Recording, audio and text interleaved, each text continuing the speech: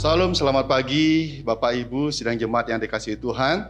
Kita patut bersyukur di tengah situasi yang tidak menguntungkan bagi kita, tetapi Tuhan tetap mengasihi kita. Tuhan Yesus sangat baik, bahkan terlalu baik dalam setiap kehidupan kita. Sehingga hari ini kita boleh bertemu kembali di dalam suasana yang penuh sukacita, karena kebaikan Tuhan terus kita nikmati. Maka dari itu sebelum kita mendengar kebenaran firman Tuhan, mari kita bersama-sama berdoa. Mari kita berdoa. Tuhan, di dalam nama Tuhan Yesus kami menaikkan segala puji, hormat, dan syukur buat kasih dan setiamu yang begitu indah bagi kami. Sehingga kami ada sebagaimana kami ada, semua karena anugerah-Mu Bapa. Terima kasih Tuhan Yesus buat penyertaan Tuhan bagi jemaat. Sehingga jemaat-Mu terus merasakan, menikmati mujizat demi mujizat terjadi dalam hidupnya. Hari ini Tuhan kumpulkan jemaat-Mu untuk bersama-sama belajar kebenaran firman-Mu. Berkati kami semua. Berikan kami hati seorang murid, telinga seorang murid untuk kami mendengar firman Tuhan. Dan Tuhan berikan kesanggupan bagi kami untuk kami melakukannya dalam kehidupan kami sehari-hari. Terima kasih Tuhan, Roh Kudus bekerja di tengah-tengah kami untuk memberikan kami mengerti, untuk memberikan kami memahami apa yang Tuhan mau buat dalam hidup kami. Sehingga kami berakar, bertumbuh, dan berbuah seperti apa yang Tuhan mau. Di dalam nama Tuhan Yesus berfirmanlah, karena kami semua siap mendengar. Haleluya. Amin. Puji Tuhan, kita akan belajar pada hari ini akan kebenaran firman Tuhan. Dan saya sangat bersyukur hari ini boleh diberi kesempatan untuk bersama-sama belajar melayani Tuhan bersama jemaat di Sinar Kasih Tabanan ini. Terima kasih buat Tuhan, terima kasih buat badan pengurus jemaat. Dan biarlah kita semua boleh belajar untuk meyakini kebenaran firman Tuhan, ya dan amin adanya. Maka dari itu saya mengajak kita semua membuka firman Tuhan dari Injil Matius pasal 15. Injil Matius pasal 15, ayatnya yang ke-21 sampai dengan ayat yang ke-28. Saya akan baca buat kita semua. Simak baik-baik. Di sini Lembaga Alkitab Indonesia memberikan tema Perempuan Kanaan yang Percaya. Demikian firman Tuhan. Lalu Yesus pergi dari situ dan menyingkir ke daerah Tirus dan Sidon. Maka datanglah seorang perempuan Kanaan dari daerah itu dan berseru, "Kasihanilah aku ya Tuhan, anak Daud, karena anakku perempuan kerasukan setan dan sangat menderita." Tetapi Yesus sama sekali tidak menjawabnya. Lalu murid-muridnya datang dan meminta kepadanya, "Suruhlah ia pergi. Ia mengikuti kita dengan berteriak-teriak." Jawab Yesus, "Aku diutus hanya kepada domba-domba yang hilang dari umat Israel." Tetapi perempuan itu mendekat dan menyembah Dia sambil berkata, "Tuhan, tolonglah aku." Tetapi Yesus menjawab, "Tidak patut mengambil roti yang disediakan bagi anak-anak dan melemparkannya kepada anjing." Kata perempuan itu, "Benar Tuhan, namun anjing itu makan remah-remah yang jatuh dari meja tuannya." Maka Yesus menjawab dan berkata kepadanya, "Hai ibu, besar imanmu. Maka jadilah kepadamu seperti yang kau kehendaki." Dan seketika itu juga anaknya sembuh. Puji Tuhan, kiranya firman Tuhan yang telah kita baca menguatkan iman percaya kita sebagai anak-anak Tuhan. Nah, Bapak Ibu yang dikasihi Tuhan, saya mengambil ayat ini untuk kita belajar bersama-sama tentang iman. Karena tema kita pada pagi hari ini adalah iman yang terus maju. Iman yang bergerak maju. Dan kalau kita berbicara tentang iman, banyak dari orang Kristen yang telah lama mengikuti Tuhan Yesus, tetapi seringkali tidak mengalami janji-janji Tuhan. Seringkali tidak mengalami mujizat-mujizat Tuhan. Ini menjadi pertanyaan besar dalam kehidupan kita. Mengapa? Pertanyaan ini akan terjawab tatkala kita mau melihat bagaimanakah Abraham yang disebut bapa orang beriman dapat menikmati hidup dan janji-janji Allah yang luar biasa dalam kehidupan. Mengapa Abraham disebut sebagai bapa orang beriman? Adakah dia berbeda dengan kita? Tidak. Tidak ada bedanya Abraham dengan kita. Apakah dia orang yang suci, lebih suci dari kita? Saya katakan tidak. Apakah dia orang yang tidak punya salah? Saya katakan tidak. Abraham dan kita sama semuanya. Tetapi apa yang membedakan? Kenapa Abraham disebut sebagai bapa orang beriman? Yang membedakan adalah bahwa Abraham itu adalah orang yang mau percaya kepada Tuhan seutuhnya dalam hidupnya. Dia adalah orang yang setia melakukan firman Tuhan dan taat akan setiap firman dan perintah yang Tuhan lakukan. Itu bisa kita baca di dalam Kejadian pasal 22 ayat 8. Bagaimana Abraham dikisahkan, digambarkan di situ sebagai orang yang taat dan tunduk hanya kepada Tuhan. Sebagai orang yang mau mendengar firman Tuhan. Sebagai seorang yang mau melakukan kebenaran firman Tuhan. Dan kita melihat satu kunci kenapa Abraham mendapatkan berkat terindah itu. Tatkala Allah menguji dia. Allah menguji iman Abraham. Dan di situ ia berhasil melewati ujian itu. Bahkan kalau kita melihat ketika pisau sudah ada di genggamannya dan sedikit saja ya kesempatan bagi dia untuk tebas itu ya, potong lehernya anaknya yang dikasihinya. Dan pada saat itulah kunci bagaimana Allah melihat bahwa Abraham begitu taat. Walaupun secara manusia. Secara manusia dia ada kesedihan. Secara manusia ada duka. Tetapi oleh ketaatannya melakukan kebenaran firman Tuhan. Melakukan firman Tuhan. Dia lakukan itu tanpa memikirkan hal-hal yang lain. Dan apa dikatakan di situ? Abraham masih mempercayai Tuhan. Tatkala pisau sudah sedikit saja di leher anaknya, Abraham tetap percaya janji Allah indah dalam hidupnya. Dan di sini Abraham telah belajar, dan saya berharap kita juga belajar bahwa Allah itu dapat dipercaya. Allah yang kita sembah itu dapat dipercaya.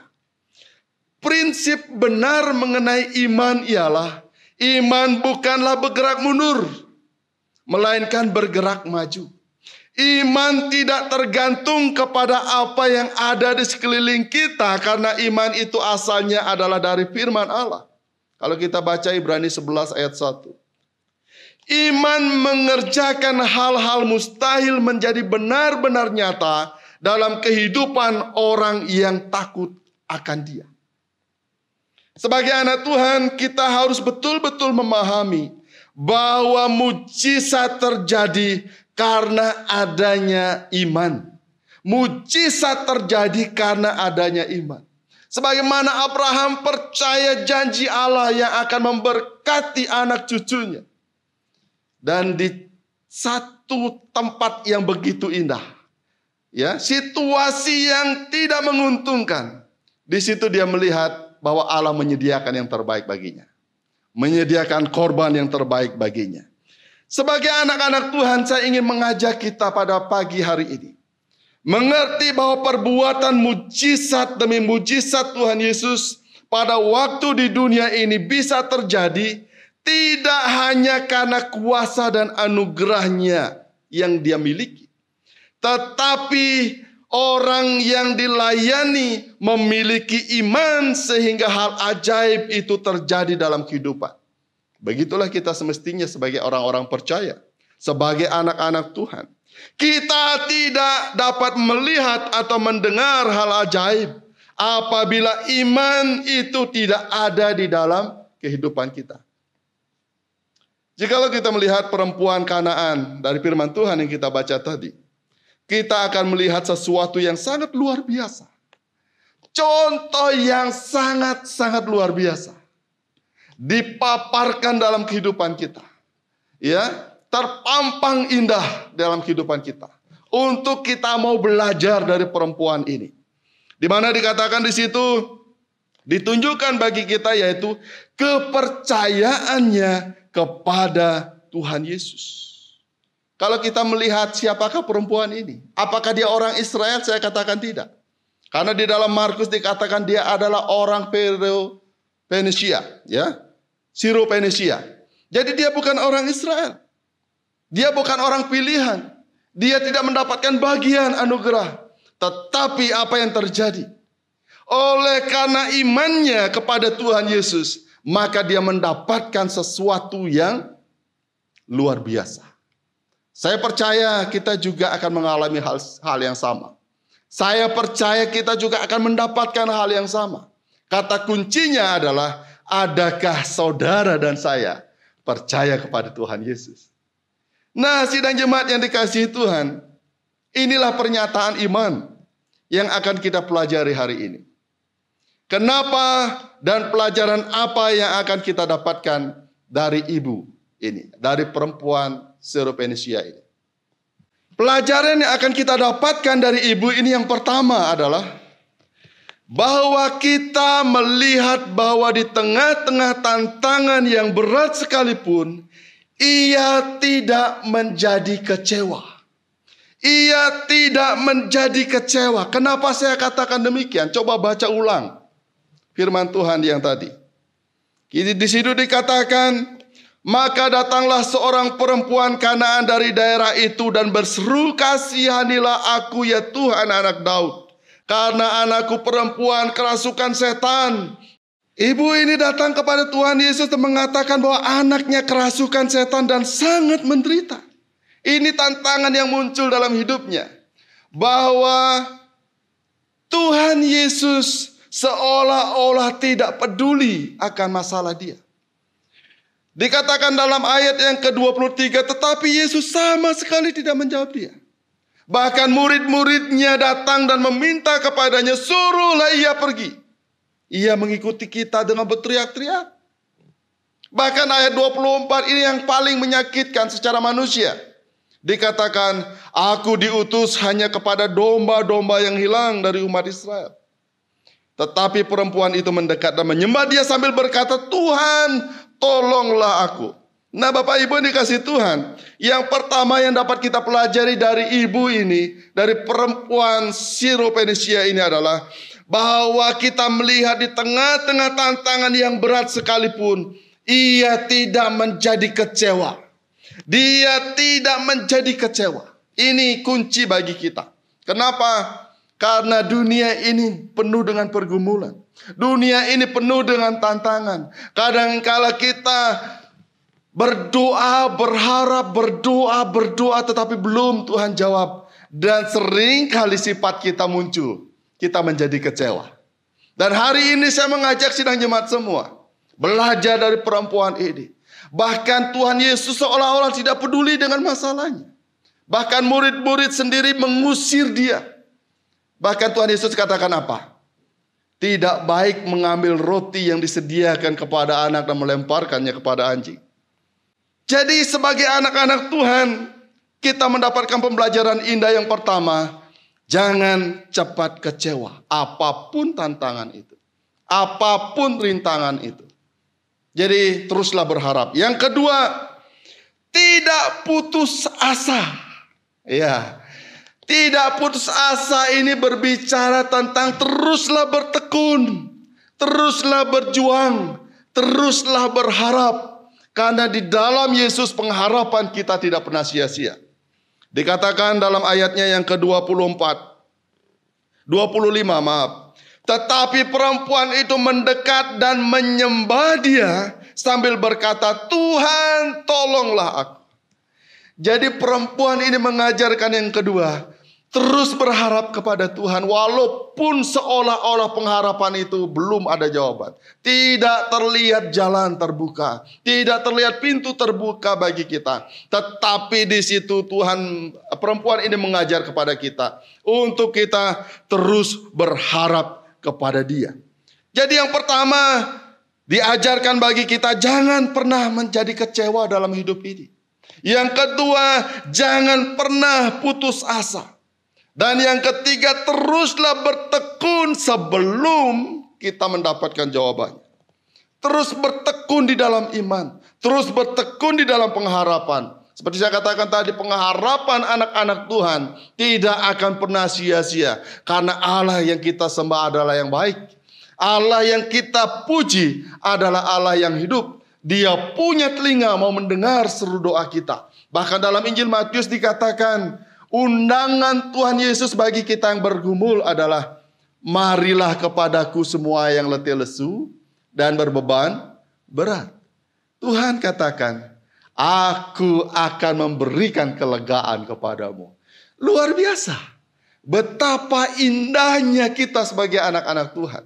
Betapa bangganya kita menjadi anak-anak Tuhan. Karena Tuhan mau mengundang kita. Mau memberikan jawaban dari setiap pergumulan kita.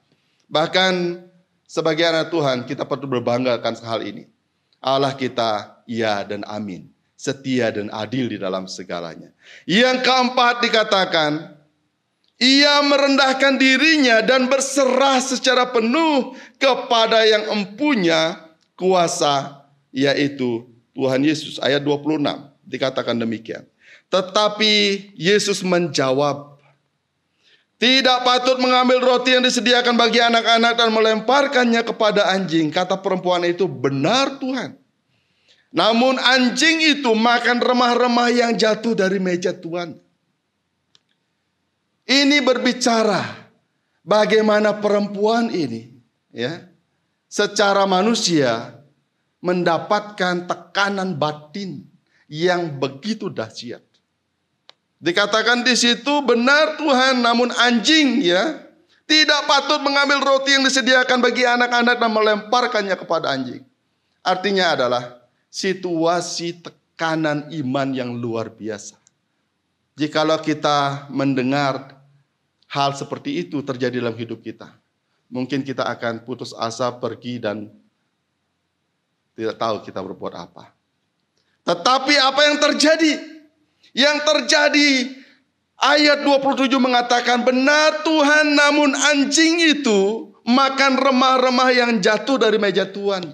Artinya adalah dengan segala kerendahan hati, dengan segala kerendahan jiwa, dia mau datang kepada Tuhan dan menaruh pengharapannya kepada Tuhan. Dikatakan ia merendahkan dirinya dan berserah, betul Tuhan, saya tidak layak menerima anugerah-Mu. Betul Tuhan, saya tidak layak menerima berkat-Mu. Tetapi sebagai manusia, kami adalah ciptaan Allah. Sebagai manusia yang tidak memiliki apapun, saya percaya kasih Tuhan tidak terbatas dalam hidup saya. Yang keempat, di sini kita belajar dari perempuan ini adalah bahwa ia merendahkan dirinya dan berserah secara penuh kepada Allah yang mempunyai kuasa. Merendahkan diri di sini berarti dia mau percaya dan mengikatkan dirinya hanya kepada Tuhan. Sebagai hamba Tuhan, saya ingin mengajak jemaat semua belajar dari perempuan ini. Bahkan di sini kita belajar bahwa pertama, di tengah-tengah pandemi yang berat, di tengah-tengah tantangan yang berat sekalipun, kita diajar untuk tidak pernah menjadi kecewa dalam hidup ini. Ia mengajar bagi kita untuk tidak pernah putus asa. Ia terus berteriak kepada Tuhan, Tuhan tolonglah aku, Tuhan tolonglah aku. Mungkin kita teriakan kita mungkin sekali dua kali kita sudah menjadi putus asa. Dan Tuhan tidak mau itu terjadi dalam kehidupan kita. Dan bukan hanya tidak putus asa, tetapi terus bertekun menjalaninya. Mendengar firman Tuhan, tekun melakukannya. Dan kita akan melihat bagaimana Tuhan berkarya dalam kehidupan kita sebagai anak-anak Tuhan. Nah, Bapak Ibu, sidang jemaat sinar kasih yang saya kasih di dalam Tuhan Yesus. Ibu ini merupakan satu contoh bagi kita tentang iman yang bergerak maju. Bukan malah sebaliknya. Iman yang bergerak maju artinya adalah iman yang membawa kita menggenapi apa yang difirmankannya. Iman selalu berkorelasi dengan hasil yang akan kita dapatkan dari Allah. Nah, langkah-langkah yang harus kita ambil untuk melihat iman kita dapat memberikan hasil yang diinginkan. Yang pertama, kita harus melakukan apa yang telah Tuhan firmankan. Ini adalah poin penting yang selalu Tuhan Yesus tekankan kepada murid-murid ketika dia masih di bumi. Bahkan Raja Daud menyatakan dalam Mazmur 119 ayat 105. Di situ dikatakan bahwa firman-Mu itu pelita bagi kakiku dan terang bagi setiap jalanku.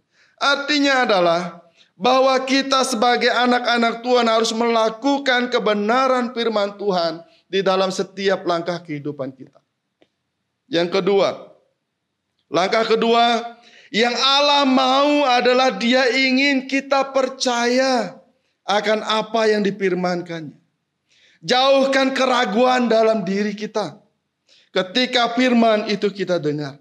Simpanlah firman itu di dalam hati kita. Maka kita akan melihat bagaimana Tuhan memberikan penghiburan dan sukacita. Yang ketiga, mengetahui, memahami bahwa Tuhan itu punya komitmen kepada setiap kita yang percaya kepadanya.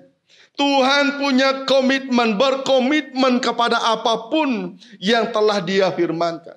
Jikalau Tuhan berkomitmen untuk memberkati kita, maka Dia akan memberkati kita.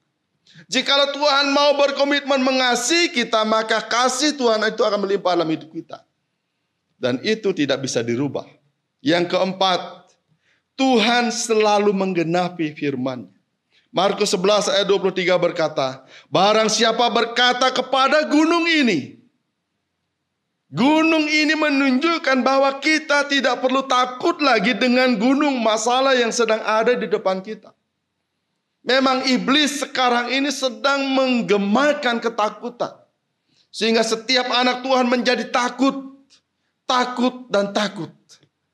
Sehingga tidak ada lagi iman dalam kehidupan kita. Dan disinilah Tuhan ingin mengajar kepada kita. Barang siapa berkata kepada gunung ini, beranjaklah, maka ia akan beranjak. Jadi Bapak Ibu sidang jemaat yang saya kasih di dalam Tuhan Yesus. Yang saya tekankan di sini, percayalah kepada Allah bahwa gunung tersebut sanggup Tuhan singkirkan. Yang kelima, percayalah akan apa yang telah kita minta, telah kita dapatkan. Walaupun belum ada di tangan kita. Inilah iman. Seperti Abraham saya katakan tadi. Dia belum melihat jawaban Tuhan, tetapi dia mau percaya kepada Tuhan. Dia mau percaya kepada Tuhan. Janji Allah kan anak cucunya akan banyak ya seperti bintang di langit. Tetapi dia belum melihat. Dan dia percaya akan hal itu. Dan Tuhan mewujudkan. Yang keenam, wujudkanlah kemenangan. Deklarasi semacam inilah yang merobohkan Goliat seperti yang tertulis dalam 1 Samuel pasal 17. Intinya adalah kita harus mengatakan firman Allah dengan jelas agar dia dapat mendengarkannya. Dan bila firman itu didengar, maka ia wajib melakukannya. Kan Daud berkata demikian. Dengan kekuatan Allah, ya, dengan firman Allah Israel, aku akan mengalahkan engkau. Jadi dia melakukannya di dalam imannya. Dan dia beroleh kemenangan. Yang terakhir, jangan berhenti. Terus maju. Langkah terakhir ini menuntut kita menolak untuk menyerah. Jangan cepat menyerah Bapak Ibu. Situasi COVID ini membuat situasi perekonomian yang sulit. Membuat semua tatanan di antara kita begitu berat. Tapi Tuhan katakan apa? Jangan menyerah. Terus bergantung kepada Tuhan. Terus berharap kepada Allah. Maka Ia akan menjawab setiap seru doa kita. Penerapannya bagi kita adalah Allah menginginkan iman kita sebagai anak-anak Tuhan bergerak maju, bukan mundur. Dia ingin kita percaya bahwa tidak ada yang mustahil bagi Tuhan. Gunung, masalah, kondisi, situasi di depan bukanlah persoalan saat kita beriman kepadanya. Sebab kita tahu bahwa Tuhan Yesus lebih besar dari semua masalah kita. Kiranya iman kita terus kuat dan semakin kuat di dalam perjalanan hidup kita yang sangat sulit ini. Saya katakan, kiranya firman Tuhan ini terus menguatkan kita untuk kita terus berharap kepada Tuhan. Penekanan saya pada pagi hari ini, sekali lagi saya katakan, di tengah situasi yang berat yang saudara-saudara alami, sekalipun jangan pernah kecewa kepada Tuhan. Jangan pernah putus asa, teruslah berdoa, teruslah percaya. Jangan pernah putus asa, terus bertekun dan rendahkan dirimu di hadapan Tuhan dan berserah secara penuh. Maka Tuhan akan menjawab engkau. Tuhan peduli. Allah kita itu mengerti pergumulan kita. Maka Dia akan mengasihi kita lebih dari yang kita pikirkan. Seperti Abraham, seperti Daud, seperti Yusuf. Banyak contoh Alkitab yang memberikan gambaran bagi kita bagaimana mereka berserah kepada Tuhan. Bagaimana mereka bersandar kepada Tuhan. Dan Tuhan menunjukkan jawabannya. Hendaklah kita sebagai anak Tuhan hari ini di tengah situasi yang sulit ini, kita melihat jawaban Tuhan dalam hidup kita. Mujizat terjadi dalam kehidupan kita. Kiranya firman Tuhan ini menguatkan kita. Mari kita satukan hati, kita berdoa. Ya Tuhan, ya Allah kami, di dalam nama Tuhan Yesus kami bersyukur buat firman-Mu hari ini. Tuhan mengajarkan bagi kami, di tengah situasi yang sulit, di tengah situasi yang berat, Tuhan mau iman kami terus bangkit, iman kami terus maju, iman kami terus ke depan, berharap kepada Tuhan. Tuhan mengajarkan bagi kami supaya kami memiliki iman seperti perempuan Syro-Fenisia ini. Walaupun banyak tantangan dia tidak putus asa. Walaupun banyak tantangan dia tidak menjadi kecewa. Tetapi dia terus berharap kepada Tuhan. Dia merendahkan dirinya di hadapan Tuhan. Dan menjadi kuat dalam pengharapannya kepada Tuhan. Dan jawaban indah Tuhan berikan baginya. Bahwa anaknya sembuh saat itu juga. Tuhan, kami juga mau punya iman seperti perempuan ini. Kami juga mau mulai hari ini untuk tidak menjadi putus asa dengan pergumulan kami. Tidak menjadi kecewa dengan pergumulan kami. Tetapi kami terus berharap hanya kepada Tuhan saja. Terima kasih Bapa, terima kasih Tuhan. Kami bersyukur buat jemaat-Mu di tempat ini. Engkau mengasihi mereka semua. Engkau memberkati mereka semua. Dan menjadikan hidup mereka begitu indah di hadapan-Mu. Sebagai hamba Allah, hamba berdoa buat mereka semua. Tuhan tolong berkati jemaat-Mu. Di tengah situasi pandemi yang semakin berat, yang semakin sulit. Secara manusia ya Tuhan, kami khawatir. Secara manusia kami menjadi kecewa. Tetapi firman Tuhan mengatakan, janganlah kamu menjadi kecewa. Tuhan, hamba berdoa buat berkat jemaat-Mu. Diberkatilah apapun yang dikerjakan tangan mereka. Tuhan sendiri menjadikan berhasil setiap pekerjaan tangan mereka.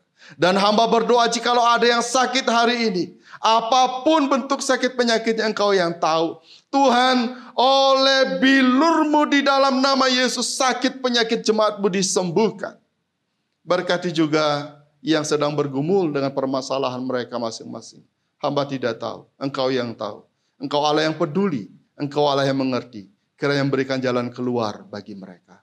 Terima kasih Tuhan, terima kasih Bapa. Inilah firman-Mu. Meteraikan di hati jemaat-Mu. Roh Kudus bekerja. Sehingga firman-Mu ini terus menjadi rema dalam kehidupan mereka. Sehingga mereka menjadi kuat dan terus bergantung hanya kepada Tuhan. Ajar jemaat-Mu bahwa pengharapan mereka kepada Tuhan tidak akan pernah sia-sia. Terima kasih Bapa. Di dalam nama Tuhan Yesus, hamba berhenti berbicara. Engkau berbicara buat mereka semua di dalam nama Yesus. Haleluya. Amin.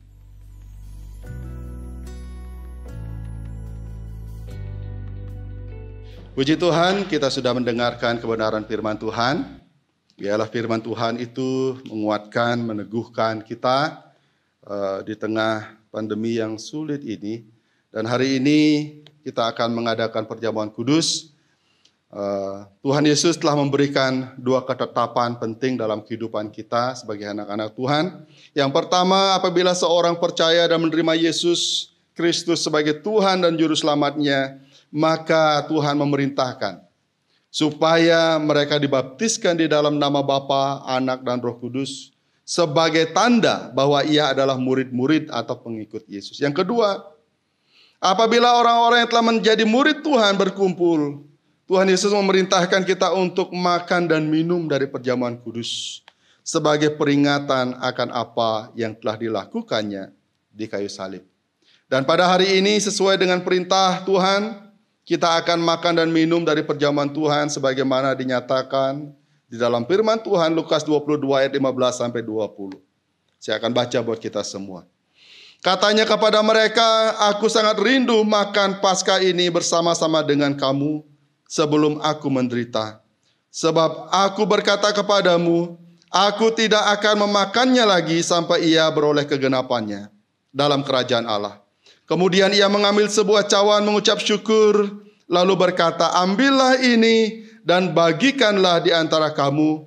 Sebab aku berkata kepada kamu, mulai dari sekarang ini aku tidak akan minum lagi hasil pokok anggur sampai kerajaan Allah telah datang." Lalu ia mengambil roti, mengucap syukur, memecah-mecahkannya, dan memberikannya kepada mereka. Katanya, "Inilah tubuhku yang diserahkan bagi kamu. Perbuatlah ini menjadi peringatan akan aku." Demikianlah juga dibuatnya dengan cawan sesudah makan. Ia berkata, "Cawan ini adalah perjanjian baru oleh darahku yang ditumpahkan bagi kamu." Dari apa yang Tuhan Yesus nyatakan jelas bagi kita, bahwa perjamuan kudus adalah lambang dari apa yang telah dilakukan di kayu salib. Sebagai suatu peringatan yang mendorong kita untuk menjadi saksi atas kematian dan kebangkitan. Dan Tuhan Yesus tidak pernah memerintahkan kita melakukannya dengan tujuan yang lain. Maka dari itu sebelum kita mengambil bagian dalam perjamuan Tuhan, dan agar melalui perjamuan kudus ini, saudara-saudara memperoleh berkat sesuai dengan kehendak Allah, marilah kita menguji diri kita sendiri. Apakah kita sungguh-sungguh telah percaya kepada Tuhan, mengakui Tuhan sebagai Tuhan dan Juru Selamat satu-satunya, serta menyatakan dengan memberi diri untuk kita dilayani. Apakah kita sebagai orang-orang yang telah diselamatkan berupaya untuk senantiasa hidup kudus di hadapan Tuhan? Apakah kita bertekad terus menjadi saksi Tuhan? Jika saudara-saudara menjawab iya dalam hati, marilah kita mengambil waktu untuk berdoa secara pribadi. Mengucap syukur atas keselamatan yang telah kita peroleh melalui pengorbanan Tuhan Yesus di kayu salib. Seraya mengaku segala dosa yang telah kita lakukan karena ketidaktaatan akan firman Tuhan. Mari kita berdoa. Tuhan, terima kasih. Siapakah kami ini? Kami manusia berdosa yang tidak layak di hadapan-Mu untuk mendapatkan anugerah. Tetapi oleh karena kasih-Mu yang begitu besar, kasih yang tidak terbalaskan, Kau curahkan bagi kami. Kau mengangkat kami debu tanah ini untuk Kau berikan kemuliaan.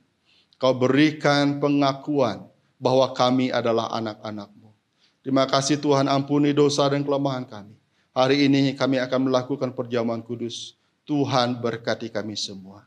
Di dalam nama Tuhan Yesus. Haleluya. Amin. Sidang jemaat Tuhan, roti dan anggur akan dibagikan bagi kita semua. Bagi yang bertugas akan menjalankannya bagi kita. Sambil nyanyian Kemenangan Iman nomor 48 akan dinyanyikan buat kita semua.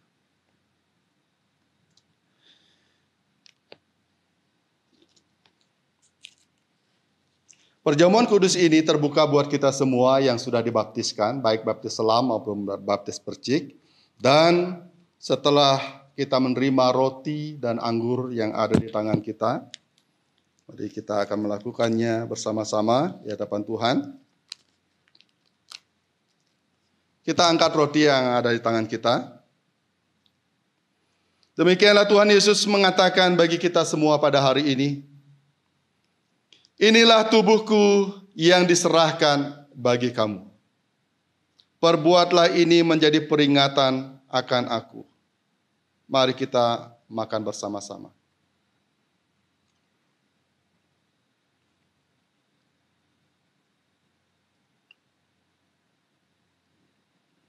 Saudara-saudara, mari kita mengangkat cawan yang ada di tangan kita. Demikianlah Tuhan Yesus berkata, cawan ini adalah perjanjian baru yang dimeteraikan oleh darahku. Perbuatlah ini setiap kali kamu meminumnya, menjadi peringatan akan aku. Mari kita minum bersama-sama.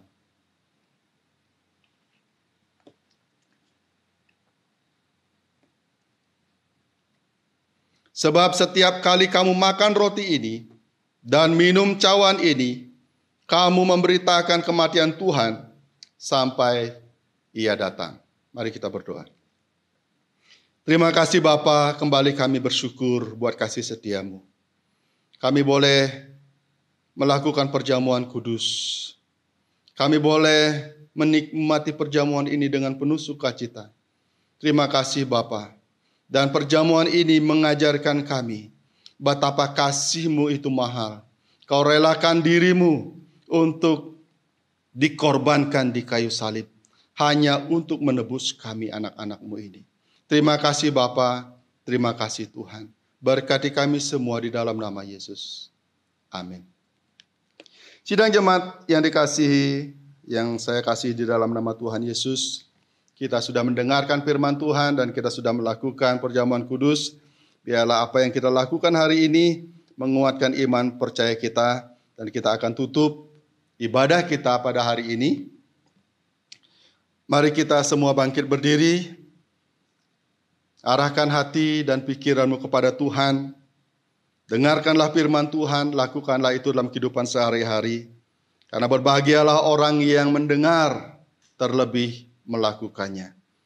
Tukar kepala kita di hadapan Tuhan, kita terima berkat daripadanya.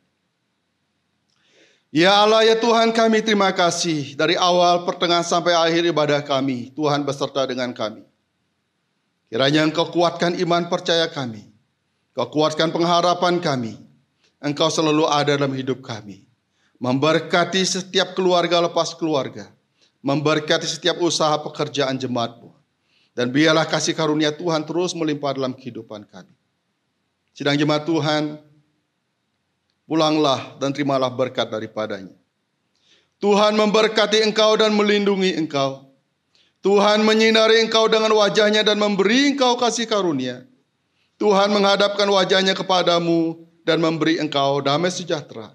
Hari ini kekal sampai selama-lamanya. Di dalam nama Allah Bapa, Putra, dan Roh Kudus. Amin.